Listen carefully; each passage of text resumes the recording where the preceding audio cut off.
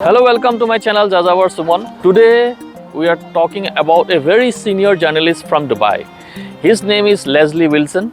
Leslie has worked with famous newspapers like Khaleej Times and Gulf News. He is also a very respected music analyst. Over the years, he has interviewed many more famous musicians, including Mick, Jagger and Carlos Santana. Leslie is originally from Bangalore, India, and today he spoke to us about someone very close of our heart, Zubeen Garg. He shared how he discovered Zubeen music after Zubeen's death and how deeply that music touched him. This interview was done by one of my friend Rituraj. মোর কোনো জাতি নাই, মোর কোনো ধর্ম নাই, মোর কোনো ভগবান নাই, মই মুক্ত, মই Kanchenjunga.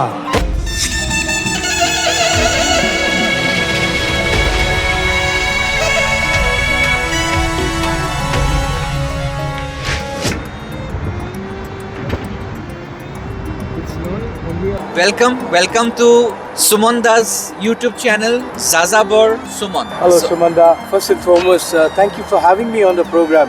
It's an absolute honor, believe me, to be involved in a program that salutes the iconic Zubeen Da, who has become a big part of my life, my musical life, from now on. I've been a music lover as far as I can remember, and I loved the music from the 60s, 70s. But what happened, there was a life-changing experience in the 90s when I became kind of disillusioned with the way music was evolving. And at that point of time, I wanted to explore the world of music. And that's what led me to Zubeen Da. The first and foremost, a catalyst in my life was a gentleman called Peter Gabriel, a former member of a rock band from England called Genesis. People you'd never have discovered if it wasn't for Peter Gabriel's real world music. And then there was another platform called Putumayo. It's a brilliant label which embraces all world music. The Putumayo, the name comes from South America, a river area, a very colorful area in South America where it's very vibrant musically and all. So this Putumayo label features all kinds of world's artists. So when I discovered Zubeen Da, thanks to my dear friend and colleague Rituraj, I looked for Zubeen's music on Putumayo, and I was quite disappointed to know that he was not there.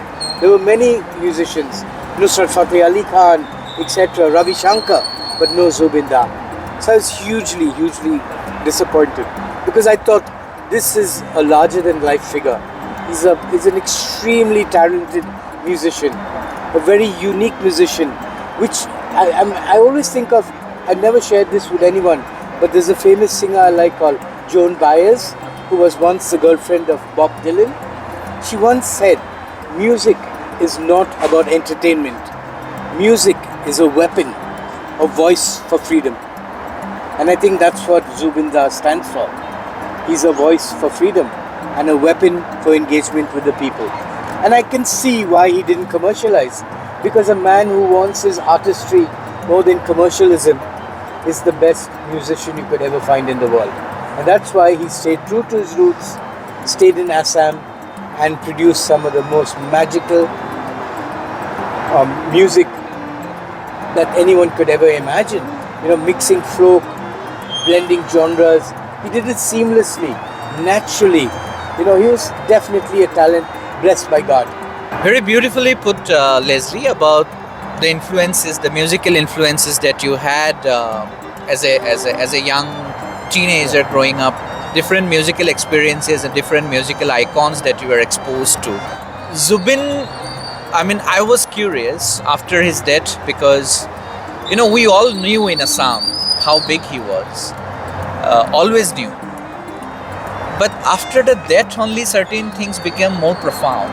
Okay, that you suddenly, because that person is no longer with you anymore, and you feel that void. Okay, so in Assam that happened, and every Assamese for that matter living across the world. And because he created everything in Assamese, so not many people knew the depth of talent that he had. In Bollywood, maybe whatever number of songs he did, he was working there for a brief while as a singer, not as a composer. He always loved to talk about his skills to compose music, to write music. He was not just a singer. Maybe he was as good a singer as anybody in India, but he took even more pride in the ability to create music for different kind of music for different themes in life. You know, in Bollywood you mostly have love songs. Zubeen had songs for everybody. He had a song for a heartbreak. He had a song for a teenager discovering his first, crush.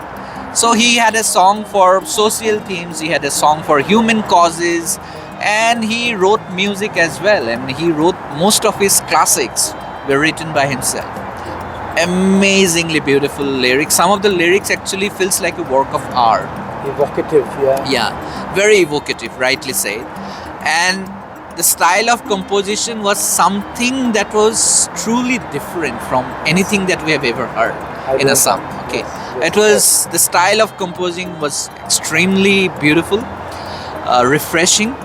You can say one of a kind, in fact. So after that, a lot of thoughts kept coming to my mind, and I was wondering, among all the regional artists across the world who didn't belong to a mainstream, like not to the English language, or not doing their work in Spanish maybe, which is the second most spoken language maybe in the world.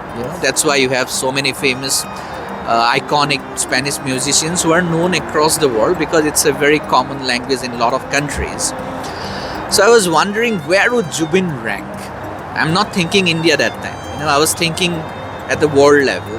So I asked this question to ChatGPT. Considering whatever Zubeen did in Assamese language, where do you think he fits into which category or which level of icons among the regional artists?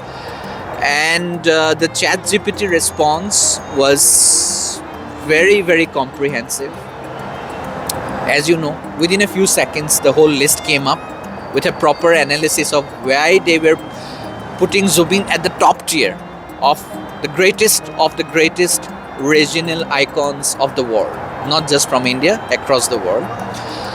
It was quite amazing, and the kind of stuff they brought out about Zubeen as well in that few seconds, it was mind-blowing. Okay, they knew so much. Okay, and they could give that information in such quick time. And similarly, then I came to know about a lot of other great musicians, from somebody from some East Asian country, somebody from Nigeria. I can't recall the name, but he was an absolute legend in Nigeria. So because you have been mostly exposed to the greatest of the greatest musicians in the English language mostly. So for you personally, maybe you are, after his death, you were exposed to somebody who did 90% of his work, even though he sang in 40 languages, but the vast majority of those music was created and sung in his own language. And you have been to listening to his classics in Assamese language now, a language that is alien to you. Absolutely. Okay, yeah. but it is his, not because you were sad, not just because you were sad because a great musician has died, no matter where was he from, but without the magic of his music, I don't think even after 2 months you will be listening to him, right? So if you can talk about that aspect, are you surprised, despite your love for music, are you surprised a bit as well that you have followed him so passionately in the last couple of months, his Assamese music? That's a brilliant question, Ritu. And honestly, I mean, for somebody who's so passionate about music, and like I said, I'm always looking for new frontiers. I've explored music all over the world, and when I discovered Zubeen, he reminded me a lot about other singers.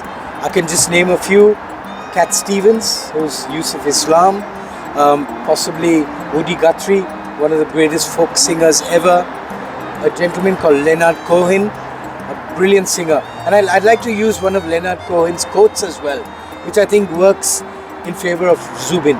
What I've noticed a lot about Zubeen's music, a lot of it is very raw. It's not structured. It's not chemically processed. There are no synthesizers. It's straight from the heart, straight from the recording studio to the people. It's almost as if he's talking to you when he sings. And Leonard Cohen once said, music, like diamonds, are allowed to have flaws because that's when the light comes through. And that's where the light came through with Zubeen's.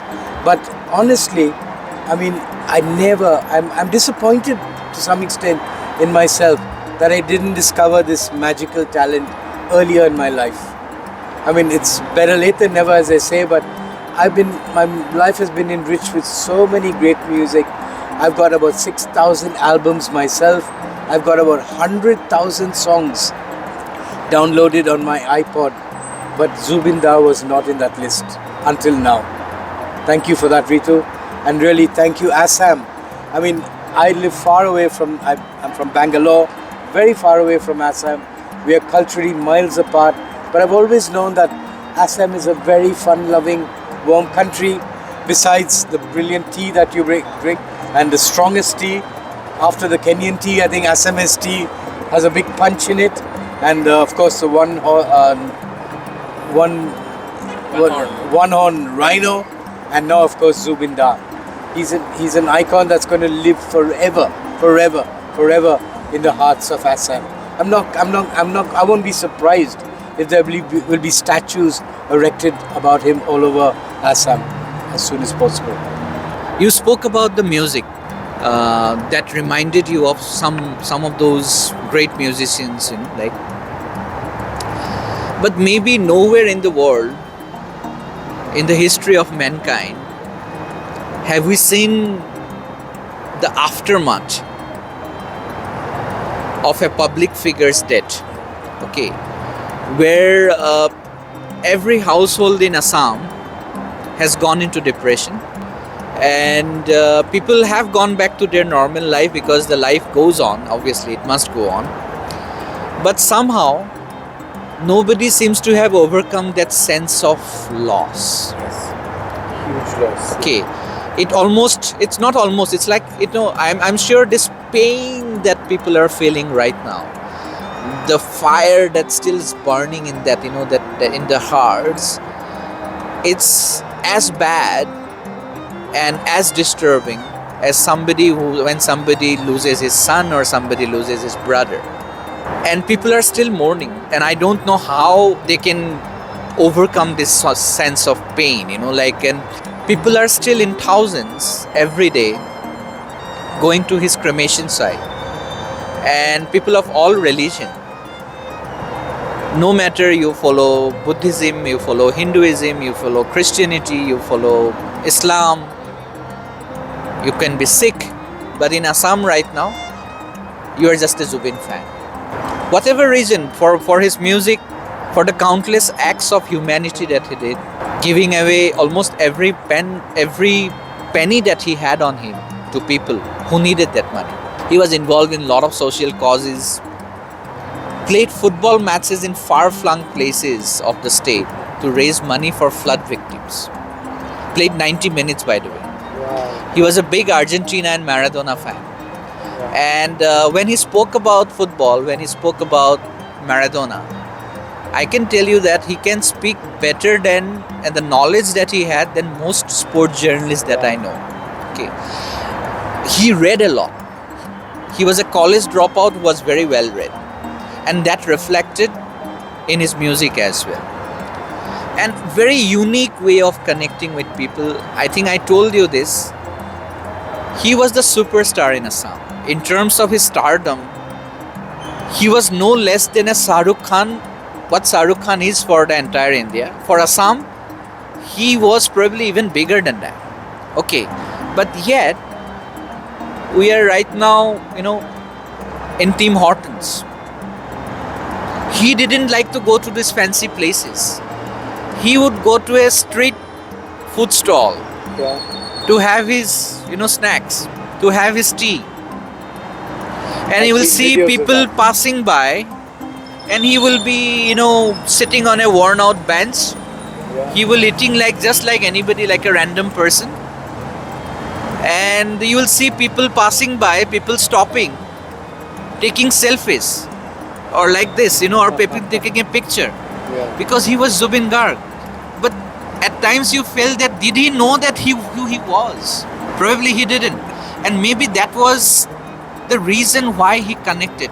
His music was, of course, the biggest USP, the most magical part of it, but who he was as a human being, very unique again, just like his music, as you said, very unique as a human being. That's why he could connect at a very deep level with his people.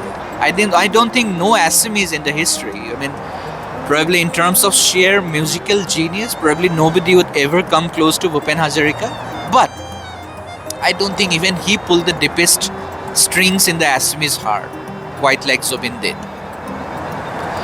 So, do you think that it's quite unprecedented in the history of mankind that a public figure has gone to the different world now, leaving behind millions of people in his home state, still mourning, and still not able to come to the terms with the fact that he's no longer with them? I mean, we have seen, maybe Michael Jackson died, millions of people came, but people eventually get on with their life. But when we go to Assam, Sumanda was telling me, near the cremation site, people are planting his favorite tree, Nahor. নাহৰ নাহৰ চিঞৰি থাকিলে নহ'ব অকল নাহৰ ৰুব লাগিব ঘৰত ঘৰত নাহৰজোপা যেতিয়া থাকিব তেতিয়া ঘৰত মই থকাৰ নিচিনা লাগিব য'ত নাহৰ থাকে তাত জুবিন গাৰ্গ থাকে For 15 kilometers, people have on both sides of the road, and The legacy lives on. and the cremation site has become almost a Pilgrimage site, site. So, what do you have to how do you reflect on that? You just said recently touched a chord in my spirit. Like you mentioned that when Zubeen died, the music died. It reminds me of a singer called Don McLean. Okay, he wrote one of his most iconic songs, which is called American Pie. And in it, there's a line that says, "The day the music died." So Don McLean was referring to a plane crash that took the lives of one of the most iconic and most forward-thinking band called Buddy Holly. So it reminds me of Zubeen Dar in a way. And you mentioned the shrine people going to. I've been to Jim Morrison's shrine in France. So I get little goosebumps thinking about the similarities as well. I was a huge Doors fan. And to go and actually see a tomb that's become a shrine, a revered shrine, people placing candles, people buying expensive candles, trying to outdo each other with the kind of candle they bought to convey how much more they loved Jim Morrison then. And I'm sure that scenario is still being played out in Assam. I'm not surprised at all because given his talent, given the image that he developed, he was not an actor. He didn't care about how he looked, how he spoke. He was a natural. He didn't want to be judged. Judge him through his music. And that's what God put him on this planet to do, I think. So I think we cannot think of ending this conversation. You spoke beautifully. Why God put him in that pedestal. Mayabini, the song, and he had been telling people on the stage while performing for the last few years that when he dies, I don't know why he kept thinking about or talking about his death. Yeah, it is so painful now. That when I die, he said, Assam will sing only Mayabini. মই মৰিলে এইটো গানে বাজিব কিন্তু So this song is so important for you, for me, for everyone.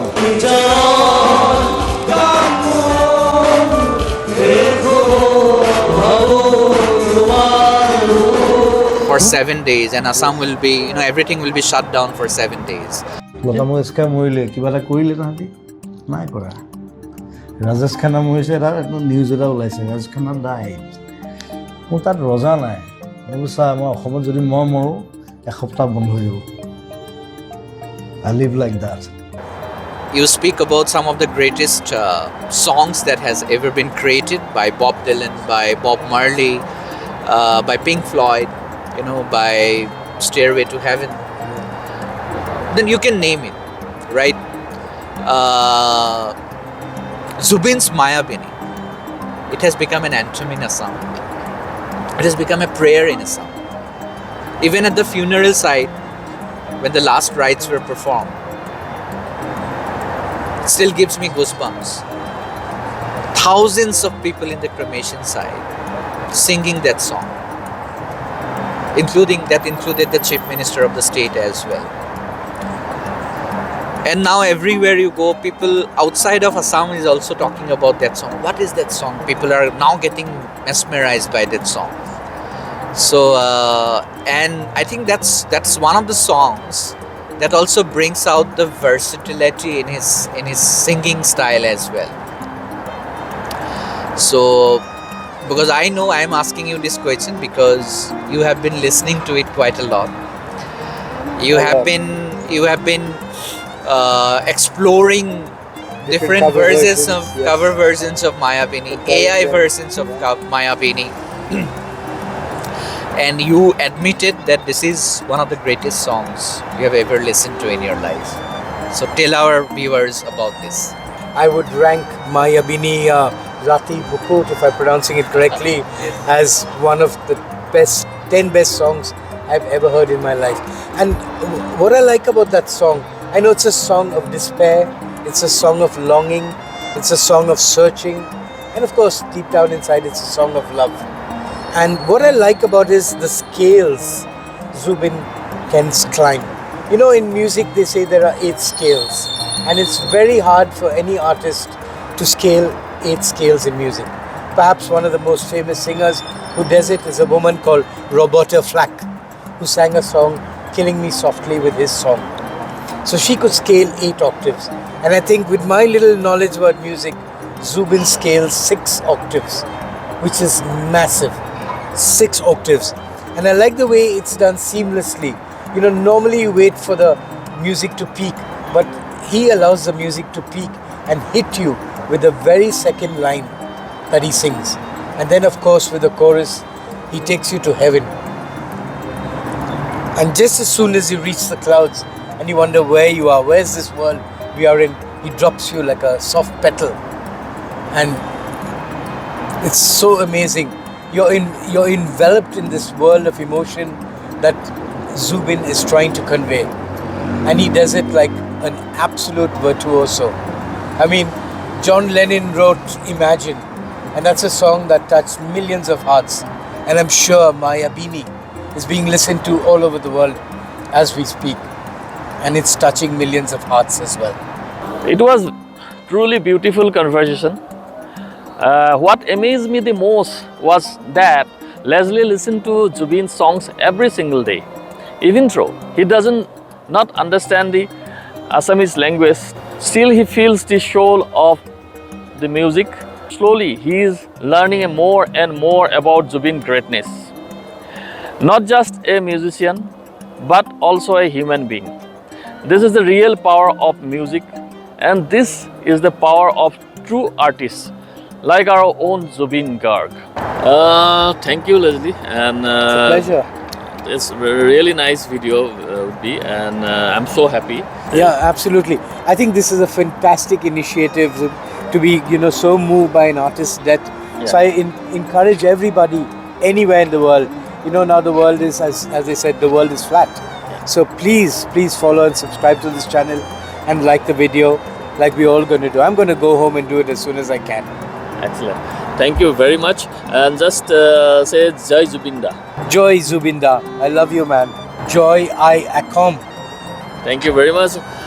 Thank you so much for watching this video. Please continue show your loves and support to Jajabor Sumon. Thank you very much once again. Joy Ahom, Joy Zubeen Garg. Thank you.